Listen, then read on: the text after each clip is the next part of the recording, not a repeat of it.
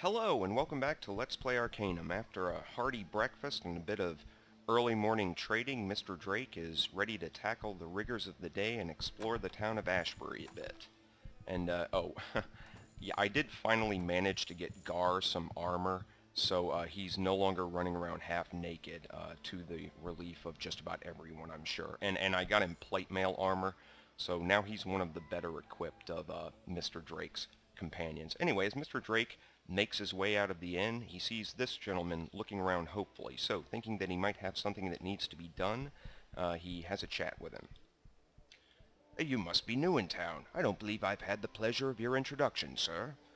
Hello, I'm Robert Drake. Glad to meet you. Yes, it's a pleasure to meet you, Robert Drake. I'm Chester Miller, the mayor of Ashbury. You seem a bit distressed, sir. May I ask what may be the matter?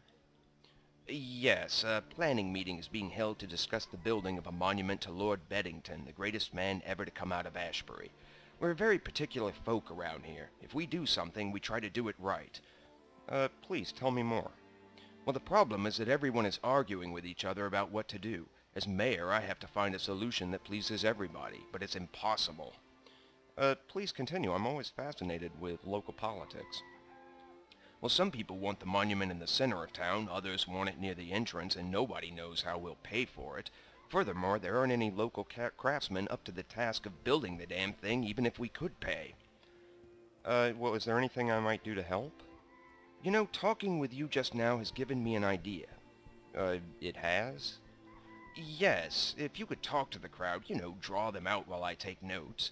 Being an outsider, you could suggest things that I would never dare. If it works out and you can get them to agree to something, well, then I'm the mayor and you were working for me.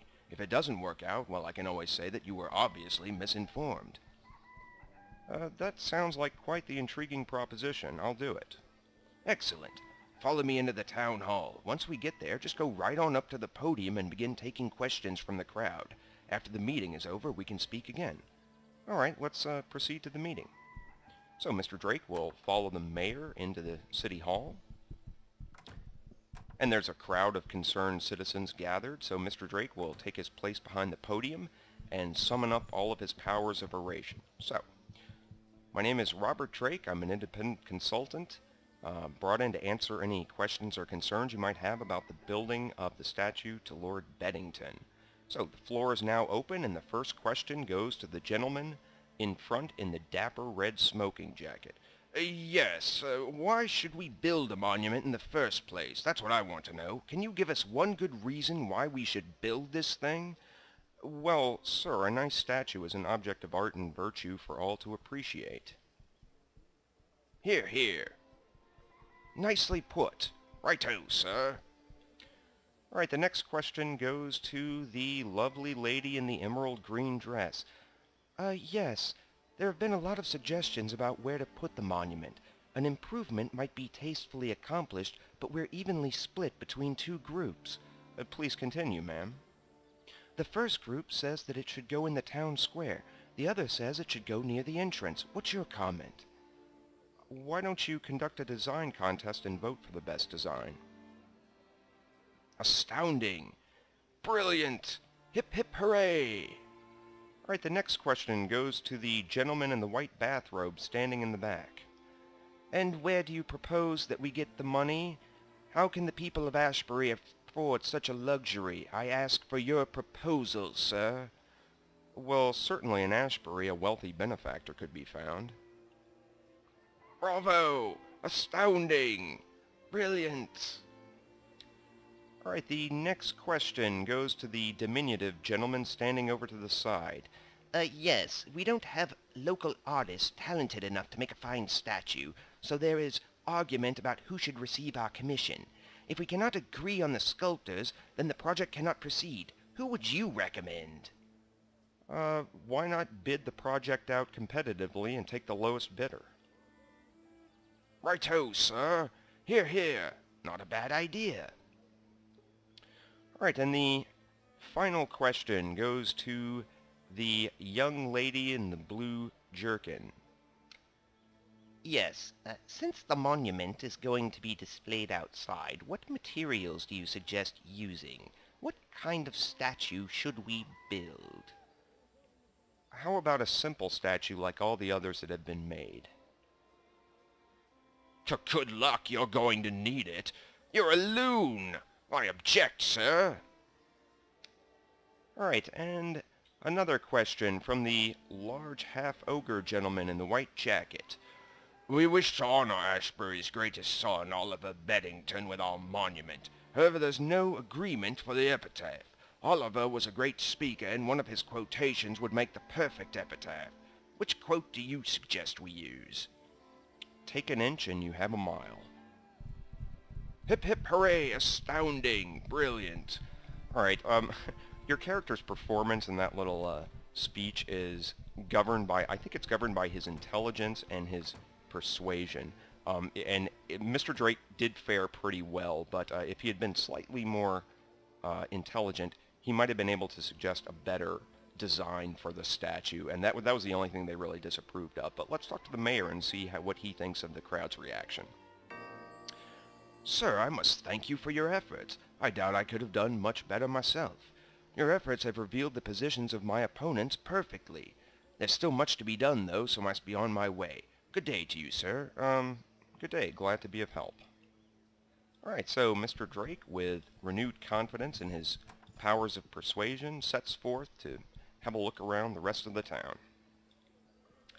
And he makes his way up and turns down a cozy little lane of houses, and in front of one of them he sees this gentleman fidgeting around and looking about anxiously, so he'll have a talk with him. Hello, sir. Is there anything going on around here? Well, it's funny you should ask. I have a bit of a problem myself. I'm listening. There's a rather eccentric scientician that lives here in town. Neither hide nor hair of it has been sighted in a fortnight. And what does this have to do with you? Well, I contracted this fellow to use his technology to improve an old set of plate armor I had. And why do you need my assistance? Well, I went into his house 2 days ago searching for him. His door was unlocked, so I went in. I was immediately accosted by all manner of gadgetry and was forced to flee. And you expect me to go in there for you? Well, it's too tough for me, but a fellow of your ingenuity could waltz right into his house and get my armor for me. And what would I get out of this? I'll give you 200 coins for retrieving it. Well, it runs contrary to my best judgment, but that's never stopped me before, so I'll do it. Good show, sir. I'll be waiting out here for your return. All right, I must go. And this gentleman, Theodore, has told him that there are all sorts of technological terrors waiting for him inside, so Mr. Drake will put on his battle attire and march right in the front door. And he's immediately confronted by a mechanized arachnid that has the ability to poison, so he's just going to pop stasis on it and take a few whacks at it. And of course, it damages his weapon every time he hits it. Fantastic. Alright, we'll let everybody else run in. And notice when the dog attacks, since the dog doesn't have a weapon equipped, obviously, aside from his fangs, the dog takes damage to his health instead of any weapon being damaged. Alright, so we need to find Theodore's armor. And, let's see. Yeah, of course it couldn't be in the first room. It has to be buried in the cellar. So, take the trapdoor down and explore a bit further. There's a large crate in the center of the room, which explodes as Mr. Drake approaches it, and Mr. Drake is attacked by an automaton. So he'll put stasis on it, and just let everyone take hits at it at their leisure.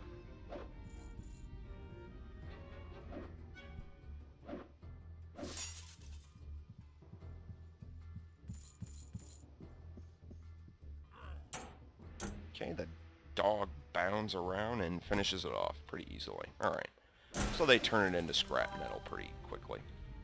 Let's see. Here we go. Okay, and here's Theodore's machined plate. This is actually really good armor for a tech character. There's a schematic that you can learn to make this as a tech character. But you know, if you don't want to give it back to Theodore, that's also a possibility. Mr. Drake, if he tried to put it on, if you look down here, Mr. Drake would have a critical chance failure of 18%, so he'd basically mangle himself if he tried to put it on.